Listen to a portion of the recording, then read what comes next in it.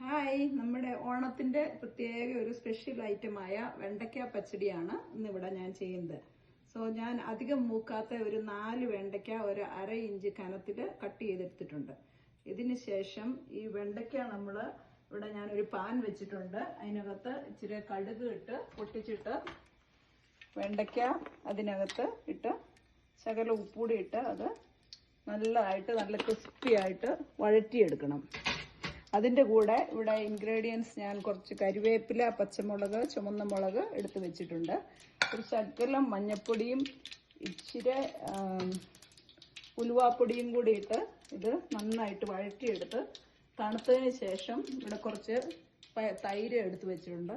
ഈ തൈരിലേക്ക് ഇട്ട് കൊടുക്കുക. അതാണ് ഇന്നത്തെ റെസിപ്പി. Let's begin. ഇത് കഴിഞ്ഞ് കഴിയുമ്പോൾ എങ്ങനെ വന്നുവെന്ന് നമുക്ക് നോക്കാം.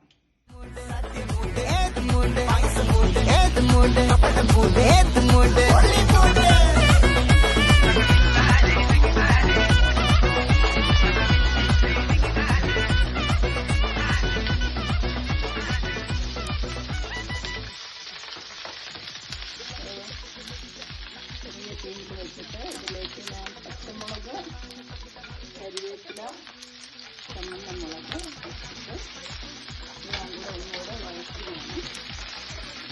കുറച്ച് ഉപ്പ്,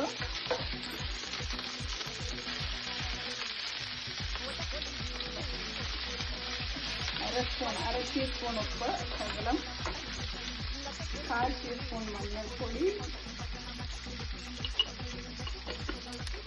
1/4 ടീസ്പൂൺ ഉലുവാപ്പൊടി. ഇതാണ് അതിൻ്റെ ഇൻഗ്രീഡിയൻസ്. ഇതെല്ലാം നല്ലപോലെ വഴറ്റി ക്രിസ്പിയായി കഴിഞ്ഞ് കഴിയുമ്പോൾ ഇത് തണുത്തിട്ട് തൈരിലേക്ക് ഇടുക. ഇപ്പോൾ ഇതെല്ലാം വഴറ്റി കഴിഞ്ഞിട്ടുണ്ട്. നല്ല ക്രിസ്പിയായി വന്നിട്ടുണ്ട്. ഇപ്പോൾ അത് തണുത്തു. ഇനി ഞാൻ ഇത് ഈ തൈരിലോട്ടിട്ട് മിക്സ് ചെയ്യും. മിക്സ് ചെയ്തിട്ട് നോക്കാം നമുക്ക് ഇത് എങ്ങനെയുണ്ടെന്ന്.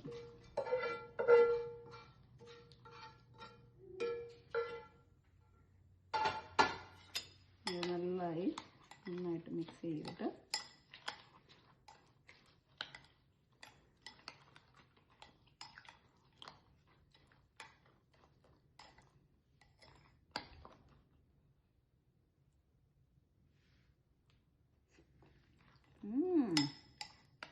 it's good. Emmeline, you want to taste some? Yeah.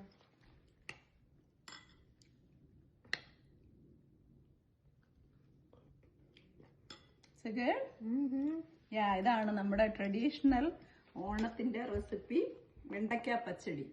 ഇത് നമ്മുടെ വിമൻസ് ഫോറത്തിന്റെ നാഷണലിൽ ഒരു കുക്കിംഗ് കോമ്പറ്റീഷൻ ഉണ്ട്. അതിനുവേണ്ടി ഞാൻ ചെയ്തതാണ്. അപ്പോൾ എല്ലാവർക്കും ഹാപ്പി ഓണം.